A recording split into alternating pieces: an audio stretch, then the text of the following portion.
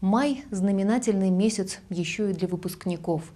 Впервые, может быть, за все 10 лет они примеряют школьную форму, белые банты и даже плачут, расставаясь с родной школой и, как выясняется, любимыми учителями.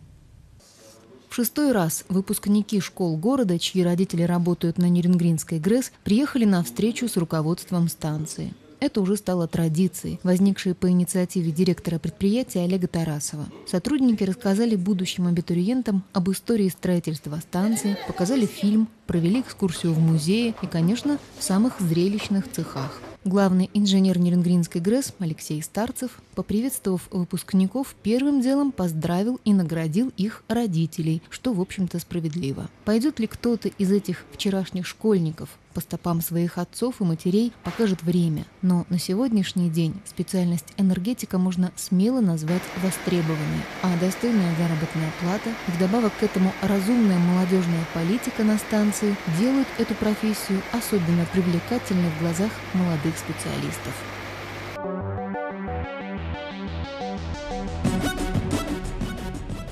А 24 мая в открытом акционерном обществе «Нерюнгри-Энергоремонт» прошла встреча с 30 выпускниками городских и поселковых школ, родители которых трудятся на предприятии. С его историей, структурой, задачами, лучшими сотрудниками в своем вступительном слове познакомил ребят исполняющий обязанности генерального директора Алексей Герасимов. Помощник директора по кадрам, социальной работе и быту Наталья Вартанянц рассказала о кадровой политике на предприятии, подчеркнув особое внимание руководства к привлечению молодых специалистов. Информация о социальных льготах и гарантиях для работников предприятия, подготовленная председателем профсоюзного комитета Людмилой Марковой, должна была стать еще одним доводом в пользу профессии энергетик. Вся последующая программа была не столь официозна. В празднике приняли участие вокальная студия «Дебют», детский творческий коллектив «Ладушки», хореографическая студия «Вместе».